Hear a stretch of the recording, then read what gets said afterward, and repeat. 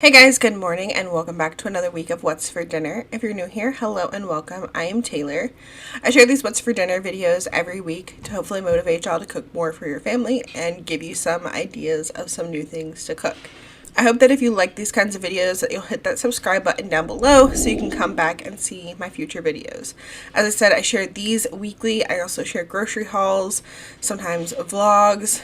I do all kinds of stuff here on this channel. So I'm going to go ahead and get into this week's What's for Dinner. Friday night we had spaghetti. I've shown me making spaghetti before, but I rarely show it because I feel like everybody knows how to make spaghetti or they have their own way of making it. So we just had that with some little garlic knots that I picked up at Aldi. They're like the cook in the bag garlic knots and they were pretty good. Saturday night I made a Parmesan basil shrimp and rice, which was super easy to make. So I started off by melting 4 tablespoons of butter, and then to that I added some minced garlic. I just used the jarred stuff this time and did about probably a tablespoon of it just to make it easy instead of having to actually mince garlic this night. And I just let that cook for about 1 to 2 minutes.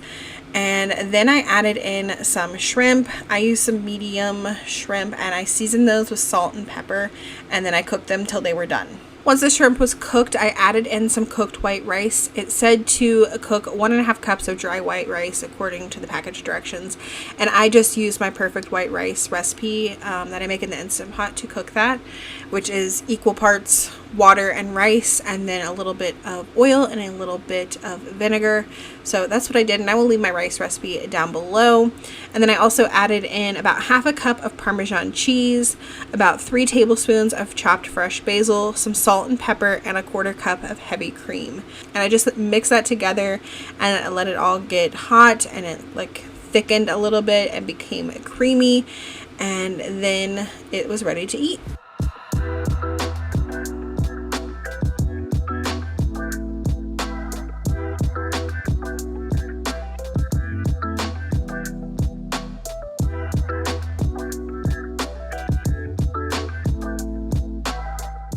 Not only was this rice quick and easy to make, it was so good. I will definitely be making this again.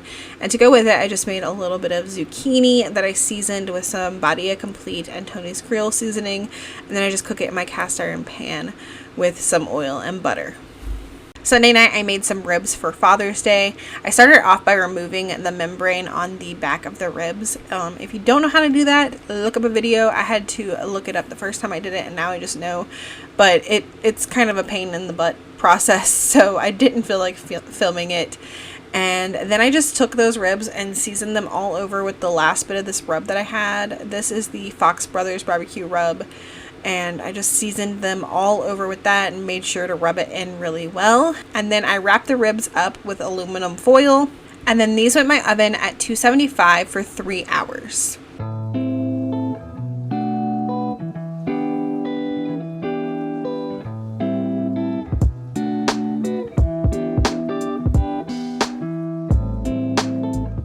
After the 3 hours, I removed the ribs from the oven and took off the aluminum foil, and then I brushed on some barbecue sauce. I used the Carolina one from Aldi, and it's really good.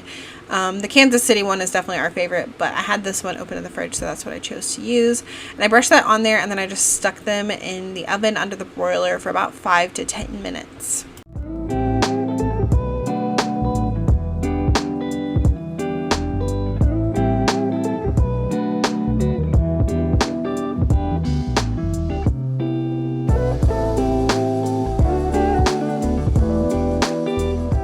To go with our ribs, I just warmed up a can of original baked beans from Aldi and then made some Instant Pot mac and cheese. I will have a video link down below for that because I've shared that many times. And that was our delicious Father's Day dinner. Monday night, I tried a new recipe called roasted chili lime chicken and potatoes. So I started off by preparing all of my produce. I needed 1 lime, so I cut that in half and juiced it. And then I cut up some potatoes. I just had a couple russet potatoes and a couple of red potatoes. I just used all of what I had on hand. It's all gonna pretty much taste the same. And I cut those up into about equal sized chunks.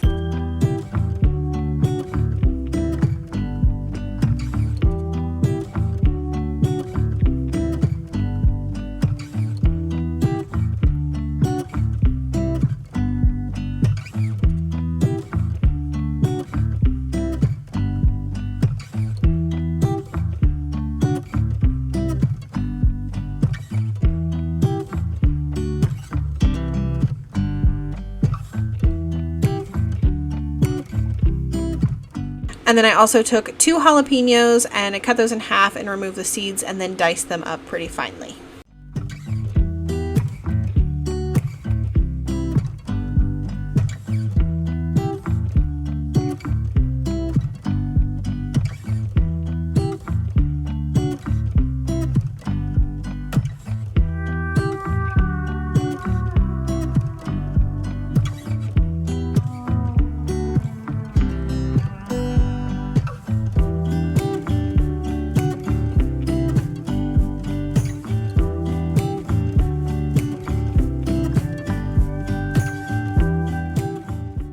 To season my potatoes, I added some olive oil, some minced garlic, some chili powder, some paprika, some salt, and some of that lime juice. The full recipe for this will be linked down below. It's from a blog called mashupmom.com.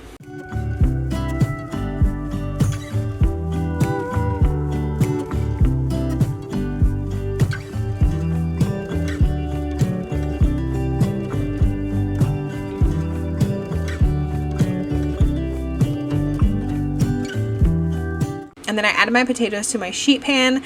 I have my sheet pan lined with some parchment paper and then a baking rack on top.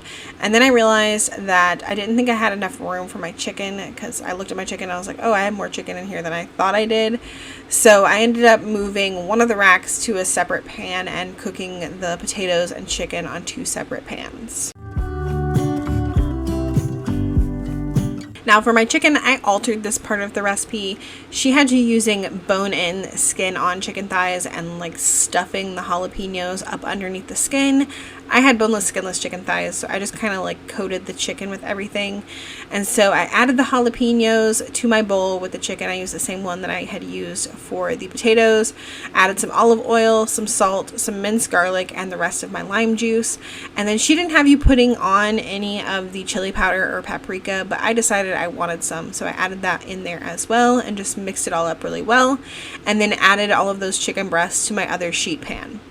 And then since this was boneless, skinless chicken thighs, like I said, it was different from the original recipe. I had to adjust the cooking time. So I cooked mine on 400 degrees for about 30 to 40 minutes. I think it was around 35 when I pulled it out. And everything was cooked perfectly. My potatoes were nice and crispy and my chicken was cooked all the way through. And to go with it, we just had some green beans.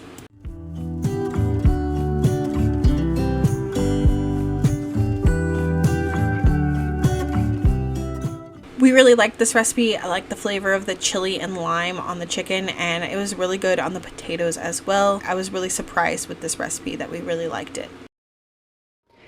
It is Tuesday, and tonight for dinner I am making crock pot French dip sandwiches. So I've got my big cast iron here heated up over a medium heat, and I'm going to sear this chuck roast.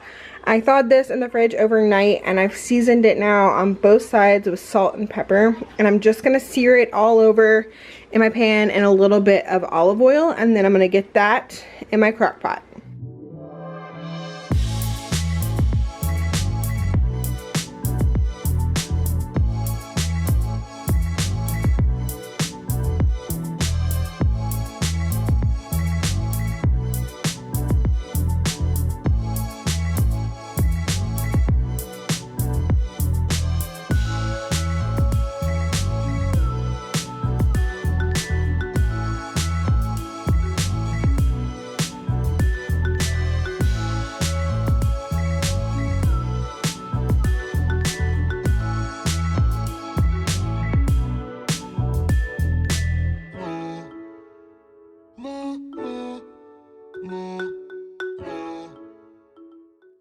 Okay, I've got my chuck roast in my crock pot, and now I've got 4 cups of beef broth that I'm going to pour on.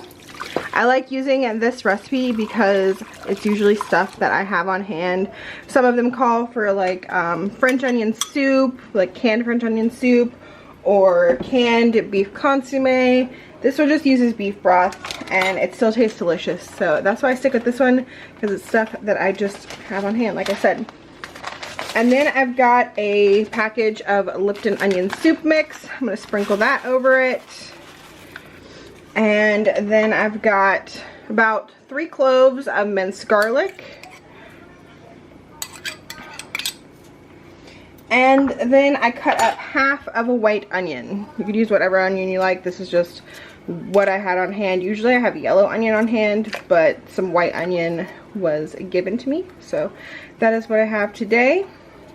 And I'm gonna get this onion in here, get this lid on this, and then cook it on a low for 6 to 8 hours.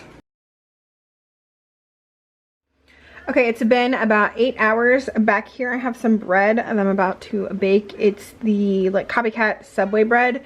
I will have the video where I made that linked down below. I have a video where I made, I think, my 3 favorite homemade breads, and that's in there. So I will leave that linked down below. I'm about to pop that in the oven, bake it for 30 minutes. And while that's baking, I'm gonna go ahead and shred this up, and just let the meat sit in that like juice until the bread is done, and then we'll just maybe toast the bread a little bit, add some cheese and meat, and then I'm also going to make some fries in the air fryer to go with it.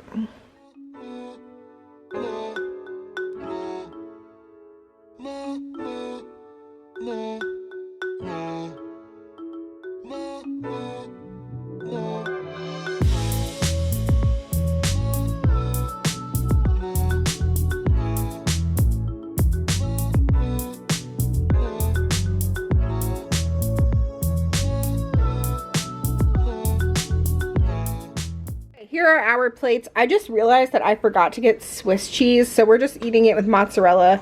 Usually we like to do Swiss or provolone, but we're just using mozzarella tonight.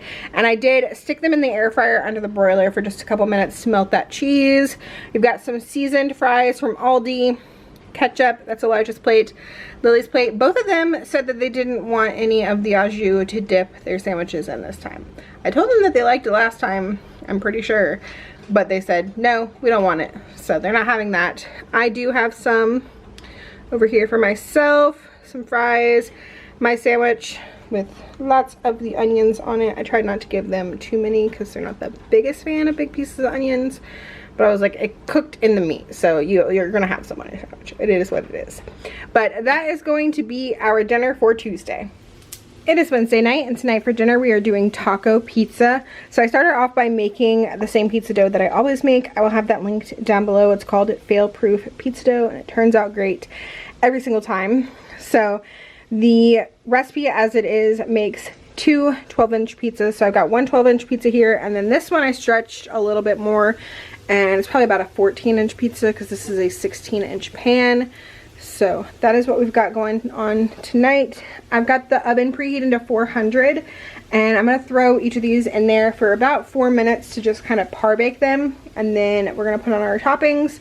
For sauce, I've got some refried beans. These were those homemade ones that I made, and I mixed in a little bit of salsa, so I'm going to spread a thin layer of that on there, and then probably also do either some Taco Bell mild sauce or some of this street taco sauce on there, and then we'll top it with some meat and some cheese and bake it for another 5 to 10 minutes.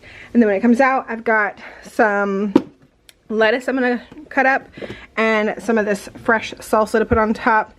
And I thought I had sour cream. I think I'm out of sour cream, so it'll just be that on top, and it's going to be delicious.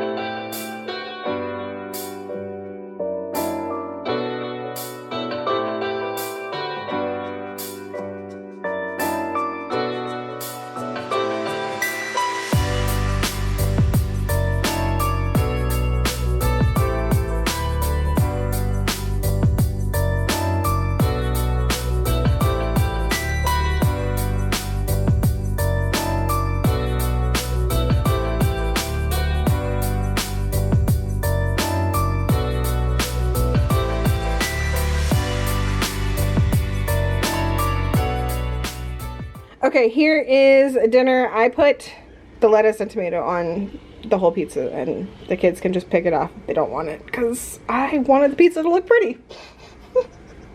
So yeah, they can pick it off. It's not that much, and it's gonna be delicious, and that is going to be our dinner for Wednesday.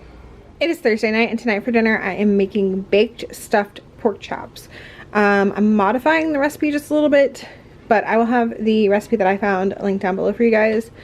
So the recipe says to make 1 box of stovetop stuffing according to the package directions. I made 2 boxes because I wanted extra stuffing.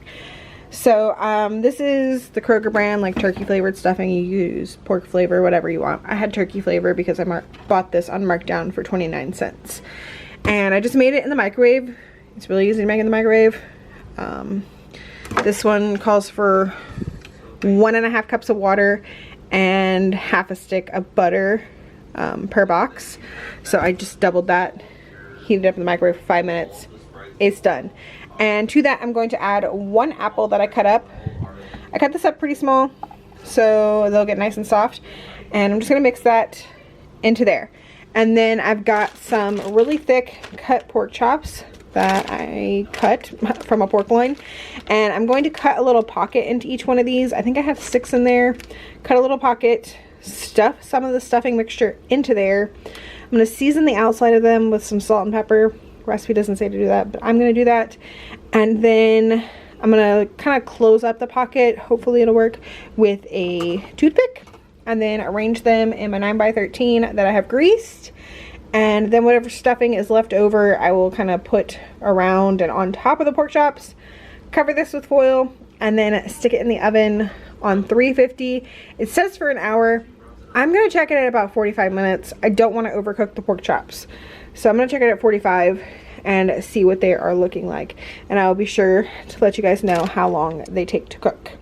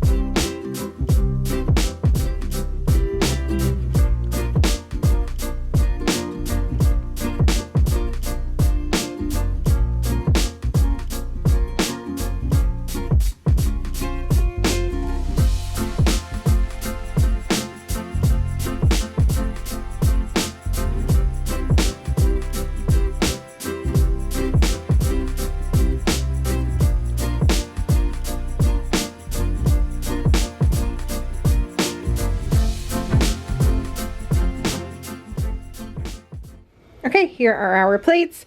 I went ahead and cut up the pork chop for the kids, and they've got stuffing and green beans. And then I should have bought some more applesauce because we like pork chops and applesauce, and then of course there's apples already like in the stuffing. But I only had 2, so we were kind of splitting the 2 that we had. We each get just a little bit of applesauce. So those are the kids' plates. That's Andy's plate.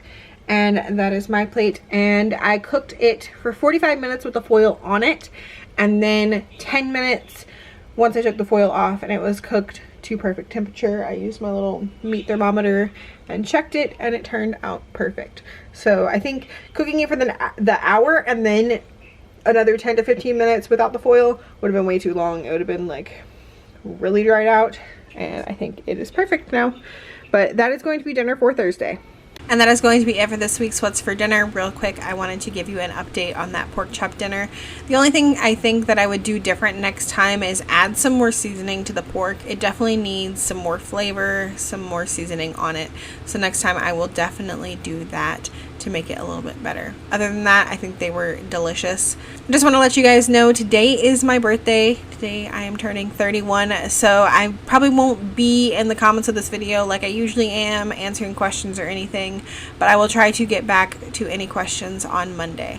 As always, thank you guys so much for watching. Let me know in the comments down below if you plan on trying any of the recipes that I shared today, and I will see y'all in the next one. Bye!